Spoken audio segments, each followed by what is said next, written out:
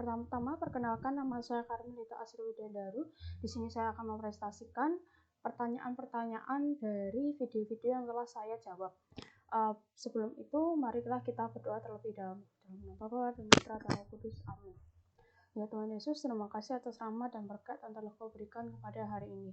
Saya mohon maaf apabila ada kesalahan yang telah saya berbuat kepada sesama saya. Saya mohon penyertaan-Mu dalam presentasi saya pada hari ini. Semoga bisa seturut dengan kehendak-Mu. Terima kasih ya Tuhan Yesus. Amin. Bapa dan Putra dan Roh Kudus. Amin. Pertama-tama saya akan mempresentasikan jawaban saya mengenai pertanyaan-pertanyaan di video pertama. Pertanyaan pertama, bagaimana cara membentuk jati diri manusia yang solutif, bukannya disintegratif? Menurut saya, cara yang paling efektif adalah dengan menerapkan peduli lingkungan.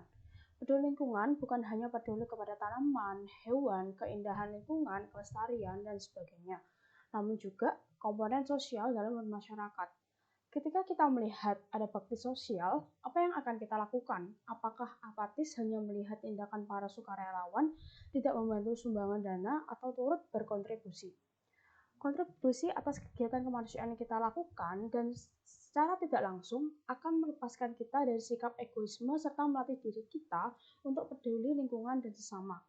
Kita dapat melihat secara langsung penderitaan apa yang dirasakan oleh sesama kita, sehingga rasa kemanusiaan kita akan muncul. Kita dapat menempatkan diri kita dalam kondisi yang sama dengan apa yang mereka alami. Bagaimana caranya menjadi manusia yang tidak disintegrasi? Jawabannya mudah, yaitu dengan meningkatkan rasa kasih dan kemanusiaan yang sudah saya jelaskan tadi. Dengan rasa kemanusiaan yang kuat, hati kita tidak akan tega untuk merancangkan keburukan atau kecelakaan terhadap orang lain. Kita melihat bahwa orang lain adalah bagian dari kita yang dapat mempunyai rasa sakit, penderitaan, dan emosi yang sama dengan kita. Menjadi manusia yang solutif memerlukan tindakan dan kesadaran lingkungan. Kesadaran untuk berpikir bahwa kita bisa melakukan sesuatu kebaikan kepada orang lain, kita dapat membawa kebahagiaan orang lain dan berkontribusi dalam masyarakat.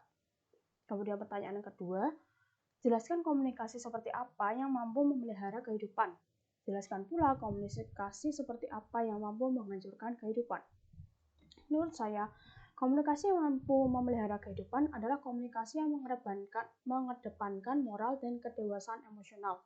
Melalui video, kita dapat ketahui bahwa hasil komunikasi manusia adalah pembangunan, peradaban, penciptaan, penemuan baru, peningkatan kualitas kesehatan lingkungan, penciptaan ilmu pengetahuan, dan sebagainya. Karya komunikasi manusia tersebut harus kita gunakan secara bijak. Semua orang merangkul satu sama lain untuk berdiskusi secara moral, secara positif, dengan kepala dingin untuk mencapai tujuan bersama memelihara kehidupan. Komunikasi seperti apa yang menghancurkan kehidupan? Komunikasi yang menghancurkan kehidupan adalah komunikasi yang didasarkan oleh egoisme. Manusia akan melakukan apapun untuk mencapai tujuannya yang didasarkan egoisme, merangkul orang lain, mempengaruhi orang lain, mengeksploitasi lingkungan, dan sebagainya. Untuk mencapai hal tersebut, manusia melupakan moral, melupakan dampak buruk hasil tindakannya, kemampuan berpikir, dan kemampuan berpikir jernih. Hal tersebut hanya akan melahirkan konflik kepentingan, bahkan perang. Jelaskan manusia seperti apa yang bertanggung jawab. Nomor 3, jelaskan manusia seperti apa yang bertanggung jawab dan manusia seperti apa yang tidak bertanggung jawab. Menurut saya, orang yang bertanggung jawab adalah orang yang tidak mengeluh, tidak menyalahkan orang lain atas keadaan dan atas kegagalan dalam mencapai tujuan. Orang yang bertanggung jawab penuh berarti tidak menempatkan dirinya sebagai korban atas keadaan serta tidak membuat berbagai macam alasan yang membenarkan dirinya sendiri. Daripada menyalahkan keadaan dan orang lain, kita hendaknya memilih untuk bertindak sehingga kita dapat menikmati keadaan atau tujuan yang kita inginkan. Kitalah yang harus beradaptasi. Semua orang bisa mengontrol tindakan dalam hidup masing-masing pribadi.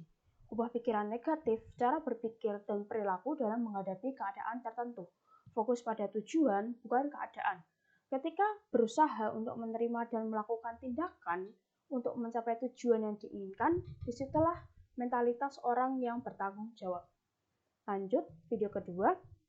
Pertanyaannya hanya satu, yaitu bagaimana teisme mampu menjadi solusi bagi kemanusiaan yang menjadikan dunia lebih baik. Tidak dapat dipungkiri bahwa teisme atau kepercayaan kepada Tuhan melahirkan agama. Gagasan mengenai martabat dan kemanusiaan secara umum berasal dari fakta bahwa semua orang diciptakan menurut gambar dan rupa Tuhan.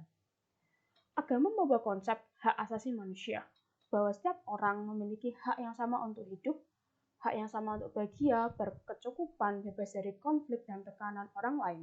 Ini merupakan kunci atas krisis kemanusiaan dan perdamaian sejati dunia. Selain itu, teisme dan agama bersama-sama membawa konsep pertama tentang penebusan dan pengampunan.